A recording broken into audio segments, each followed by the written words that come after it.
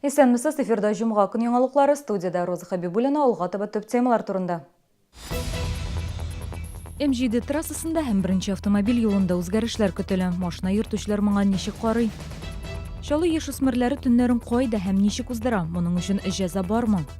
Шәһәрдәшләр хаҗга әзерләнә. Борчыган сорауларга җавапны Чаллы мөхтәсибәтендә бирәләр.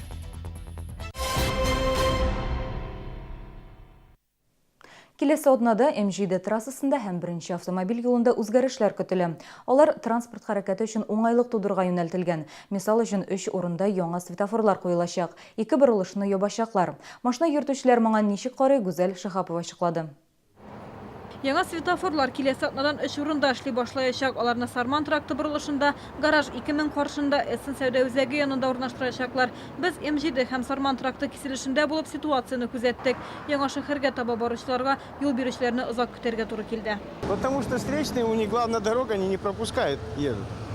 Кто будет пропускать? Кому останавливаться охота? Быстрее всем надо. Вот. Если только фуры пошли, тогда уже останавливаются. А так никто не остановится. ЮХИД инспекторлары фикеренчә, беренче автомобиль юлындагы 2 борылыш артык, алар ябылачак. Аларның берсе Автодорстрой ягулык станциясе янында, берсе БСИ һәм Сарман тракты арасындагы участокта урнашкан. Бу руль артындагылар өчен көтелмәгән яңалык. Что-то тут очень аварийный, мне кажется. Вот всегда, потому что это, как-то так неудобно здесь. Машин очень много бывает, и все стремятся прорваться. Вот сейчас перед грузовой. И, мне кажется, светофор там на перекрестке лучше сделать. Он нужен, потому что разворачиваться надо. Там грузовики, а здесь легковые. А грузовики долго разворачиваются. Была, но киряк разворот. Что ерак бармаска. Это полгорода едем. 5 километр барабыз разворот изләп. Инспекторлар белдерүенчә, әлеге борылышларның булмавы зур канәгатьсезлек тудырмаска тиеш. Хәрәкәт итү куркынычсызрак булачак. Машина йөртүчеләргә юлларын озайтып светофорга кадәр барып җитәргә туры киләчәк. Гүзәл Шихапова, Сергей Вильданов, яңалыклар. Бүген машина төзүчеләр урамындагы юлны төзекләндерүгә керештеләр. Юлчылар Халыклар дуслыгы проспектыннан Орлов бөҗрасына кадәрге участокта эшли. Юлның һәр ягына да берәр полоса өстәләчәк. Беренче автомобиль юлы тар булу сәбәпле еш кына бөкүләр хасил була иде. ЮХИД инспекторлары белдерүенчә, бу руль артындагылар өчен уңайлы булачак. План буенча ремонт эшләре 10 октябрьгә кадәр тәмамланырга тиеш. Я думаю, что правильно делать, что дорогу расширяет ее. Ее надо расширять, потому что некоторые едут и сразу, чтобы не доехать до разворота, не плететься им там, они хоп, здесь завернут и, как правило, аварии случаются, сталкиваются машины. Постоянно в час пик здесь пробки, в основном. Загруженная трасса, Вот по первой этой полосе, которая к нам ближе, постоянно пробки бывают. Тем более здесь перекресток, светофор, всегда здесь и пробочки. А есть невоспитанные, которые всегда ездили по траве и по обочине. Татарстанның тагын бер банкы ябылды. Россия банкы спорт коммерция акционер банка кредит оешмасының банк операциялары башкару хукукын бирә торган гамәлдәге лицензиясын кире алды. Эсегезгә төшерәм, март аенда банк кертемнәрне көненә 50 000 сумнан да артыгын кайтармый башлаган иде. Апрель аенда клиентларның исәп-хисап счетлары белән бәйле операцияларны туктатты. Спорт Татарстандагы ябылган банклар исемлегендә 5-нчесе. Беренче Татфон банк иде, аннары бер артлы Интехбанк, Анкорбанк, Татагропромбанк ябылды.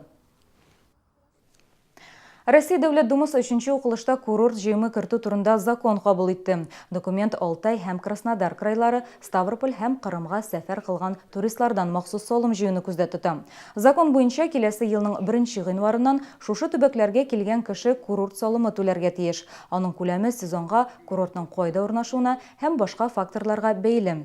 Җыем күләме төбәкләр үзләре билгеләячәк, ләкин ул 2018 елда тәүлегенә бер кешедән 50 сумнан, аннан соңгы елларда 100 сумнан артырга тиеш түгел. Салымнан беренче һәм икенче группа инвалидлары, ветераннар, СССР һәм Россия геройлары һәм башка берничә төр категория гражданнар азат ителә. Җыелган акча төбәктә туристик инфраструктураны үстерүгә юнәлтеләчәк. Каникуллар вакытында яшүсмерләр вакыт турында оныта. Моңа безнең иҗат төркеме дә инанды. Бәлих булмаганнар белән эшләү бүлеге инспекторлары белән узган рейдта санаулы сәгатьләр эчендә берничә үсмер тотылды. Исегезгә төшерәм, җыен комендант сәгате кичке 11-дән иртәнге 6-га кадәр дәвам итә. Үсмерлер кичке 11-ден соң алкоголь сатылучы кафеларда ял итә, ә кайберләре эшләйдә. Танылган рестораннарның берсендә инспекторлар ял итүчеләрнең документларын тикшерде, администрация вәкилләре күзәтеп торды. В 10 часов предупреждаем всех о том, что могут быть проверки. Проверяем паспорта, все документы. И предупреждаем, кому нет 18, просим удалиться из заведения, рассчитываем заранее. Bir кабинада 18 яшы тулмаган кыз утыруы ачыкланды. Ул үзеннән өлкән булган дуслары белән ял итә. Инспекторлар бер көтмә төзеде, хәзер кызны әти-әнисе килеп аларга тиеш. Около 22 часов встретились, решили посидеть в кабинке номер. Киләсе бинада 16 яшьлек кыз официант булып эшли, инспекторларны күрү белән паспорт артыннан йөгерде, әмма кире әйләнеп кайтмады. Администрация аның урынына инде 18 яшы тулган кызны алып килде. Собирайтесь, пошлите. Куда мне собираться? В отдел, закрывайте. Подождите, мне нужно Все, тогда, все закрывайте тогда. Все, граждане, закрывайте заведение, закругляйтесь. Все, давайте. Мне нужно закрыть заведение. Закрывайте. Давайте. Все видели, а вы говорите, что... Давайте, я же чем играю, что ли, здесь? Шәһәр яр буенда 16 һәм 17 яшьлек ике кыз ял итә. Икесе дә әти-әнисеннән бер-берсендә кунам дип сорап киткән. Нәтиҗәдә дуслары белән ял итәләр. Что-то пахнет, не чувствуешь? Да, я тоже говорю. Пахнет, это я не пью, вот пахнет. Что пили? Тотылган үсмерләрне полиция бүлегенә озаталар, әти-әниләрен чакыралар. Гаилә әгъзалары белән сөйләшү үткәрәләр, штраф салалар.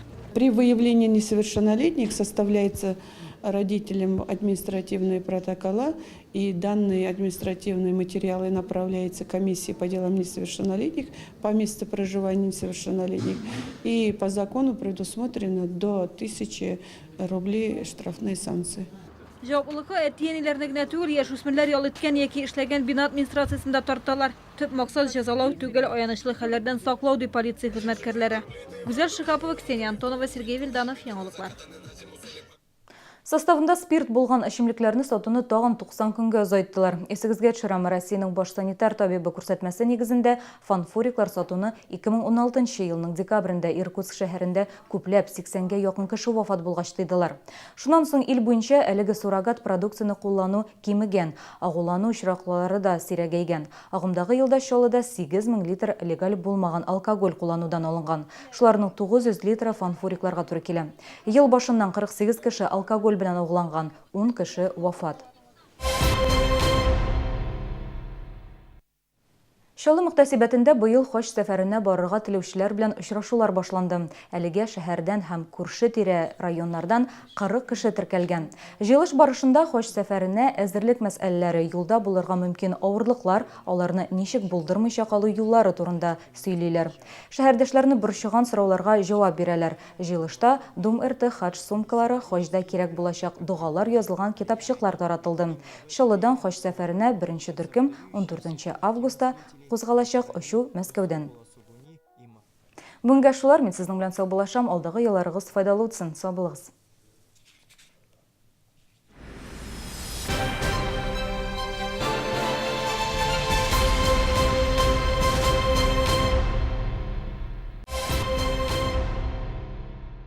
С 18 по 23 июля белорусская ярмарка. Одежда, обувь, продукты питания. Отличное качество по отличным ценам. Ждем вас у ДК «Энергетик». Какой выбрать ресторан? Где заказать дешевое такси? Звони на 09 с домашнего телефона или с мобильного набирай 0752. А теперь еще и электронная карта Республики Татарстан по товарам и услугам на сайте es09.ru.